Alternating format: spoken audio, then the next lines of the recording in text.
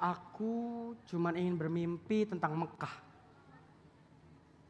Sudah ribuan kali aku membayangkan diriku melintasi padang pasir, tiba di Ka'bah, mengelilinginya 7 kali sebelum menyentuhnya. Sudah kubayangkan orang-orang yang ada di sampingku, di depanku, dan percakapan-percakapan serta doa-doa yang akan kami panjatkan bersama-sama. Mohon perhatian, bel tanda masuk telah berbunyi. Kepada seluruh siswa untuk segera masuk kelasnya masing-masing. Bapak dan Ibu guru akan segera memasuki kelas. Selamat belajar, semoga mendapat ilmu yang bermanfaat. Terima kasih.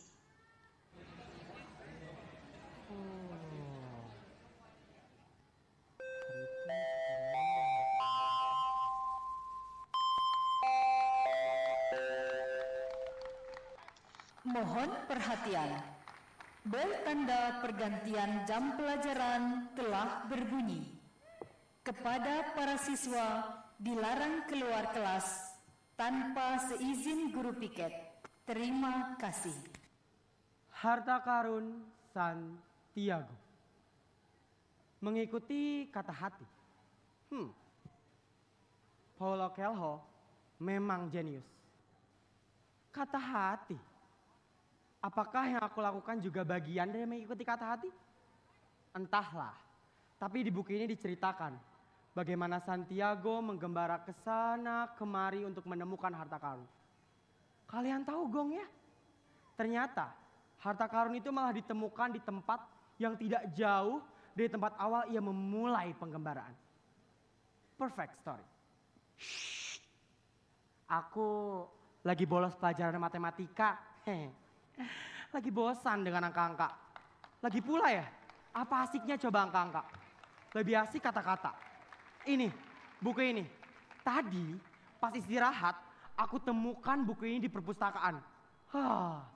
Rasanya tuh ya seperti dibawa jauh sekali. Iya, tahu. Tubuhku ada di sini. Tapi pikiranku dibawa jauh sekali menggembara ke sana kemari ke banyak tempat dan peristiwa. Sayang kalau nggak ditamatin. Makanya aku melipir sedikit ke sini, ke kantin. Entahlah, awalnya coba-coba, tapi ternyata seru juga. Tempatnya di pojok. Kalau ada guru piket yang patroli, tinggal sembunyi di WC murid. Tuh, di sana. Aman. Percaya deh, aman. Masih lama. Aku memang sedang bosan dengan angka-angka. Trigonometri, geometri, sinus, kosinus. Kalau dipikir-pikir lagi ya, rumus-rumus itu tidak akan berguna dalam kehidupan kita sehari-hari. Ya, kecuali kalau semua orang mau masuk kuliah jurusan matematika. Tapi gak mungkin kan. Reni, teman sebangkuku, sini aku mau cerita.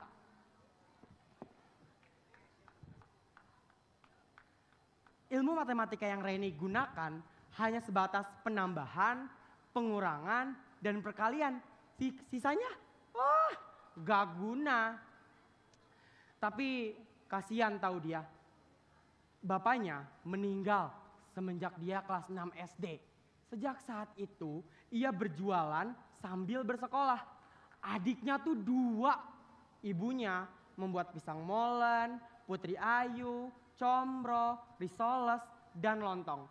Ia membawa hasil buatan ibunya itu ke sekolah menggunakan kotak plastik. Itu loh kotak plastik yang suka di kantin. Aku sendiri paling suka risolesnya. Enak banget. Enaknya tuh dar-der-dor deh pokoknya. Terkadang ia kewalahan menghadapi teman-temannya yang berebut ingin dilayani duluan. Dan hanya saat itulah ilmu matematikanya digunakan. Shh. Jangan bilang Pak Agus ya aku ngomong gini. Karena kalau sampai Pak Agus tahu aku ngomong gini. Dia tuh ya guru matematika paling killer di sekolah ini. Kalau sampai dia tahu aku ngomong gini. Habis aku diceramahinya. Karena kalau kata Pak Agus,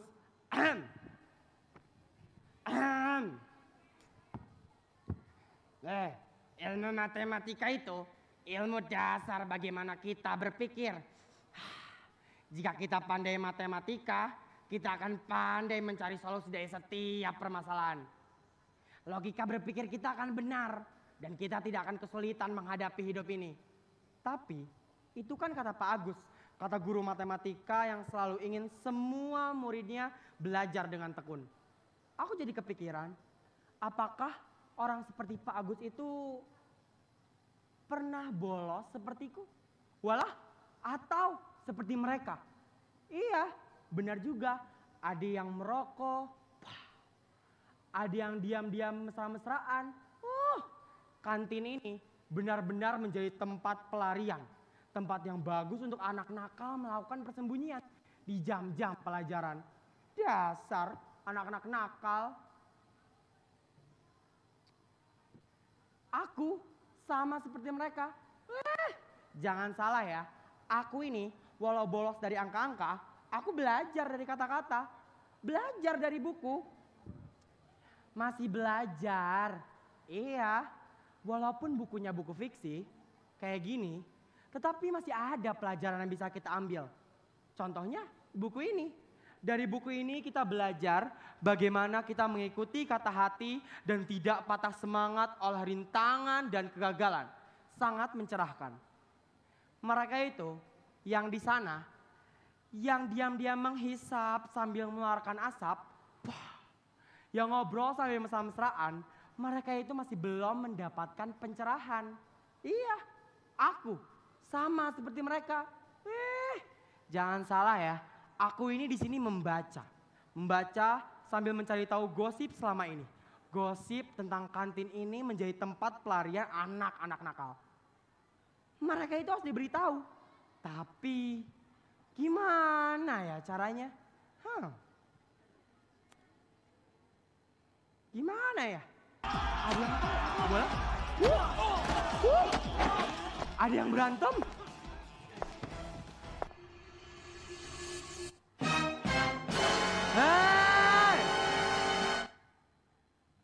Iwan, Rifki,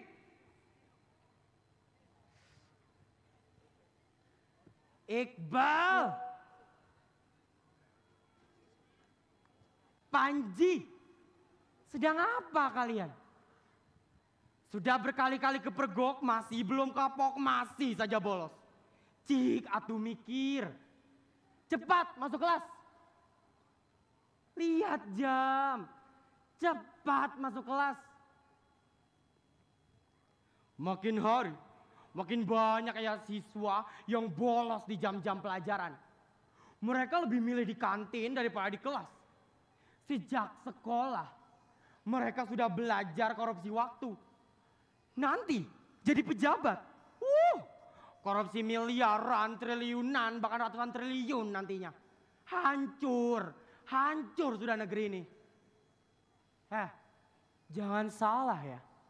Para koruptor itu berasal dari orang-orang yang sekolahnya tinggi. Mereka dari kaum terpelajar dan cerdas. Lalu kenapa korupsi? Ya jelas mereka nggak punya hati. Mereka ngikutin nafsu, mereka ragu seperti tikus. Hari ini guru tak lagi digugu dan ditiru. Atau jangan-jangan anak-anak ini begini karena meniru gurunya. Tidak mungkin. Tidak mungkin. Kamu Dian? Dian. Dian. Cepat masuk sekolah. Kok kamu malah bolos sih? Bentar. Tadi itu Dian bukan ya? Itu loh anak kelas 12 itu. Iya. Kalau sampai itu Dian, mau jadi apa bangsa ini?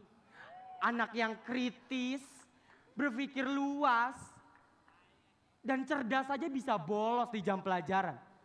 Gimana yang lainnya? Mau jadi apa bangsa ini? Ya ampun, tak habis pikir aku. Masuk kelas. Masuk kelas bukan di situ. Dimasukin barak militer bawa terasa kalian.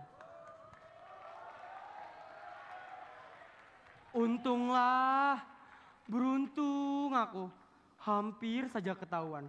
Sekalinya melakukan riset, malah hampir ketahuan. Jadi kosong kan di sini. Mau ngeriset apa coba?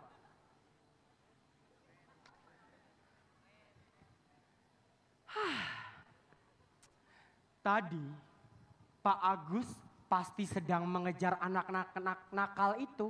Iya, mungkin anak-anak itu sekarang sudah masuk kelas. Atau mungkin bahkan ada yang lari keluar sekolah.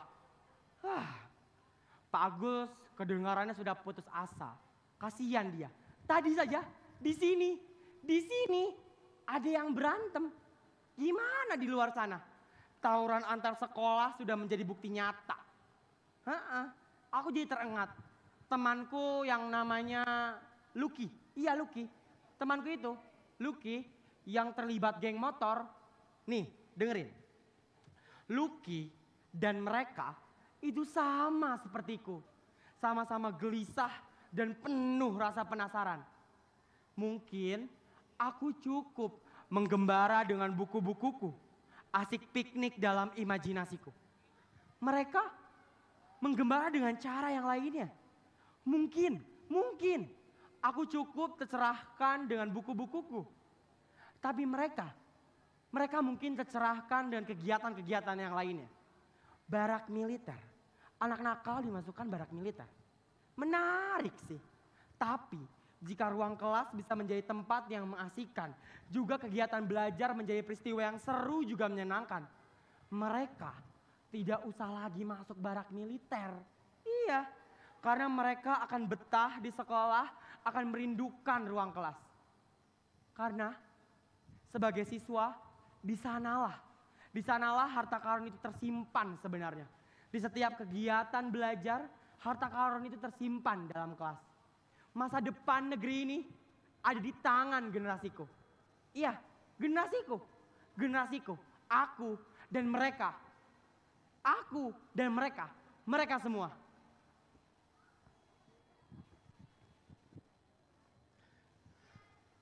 Aku tegaskan. Ku lihat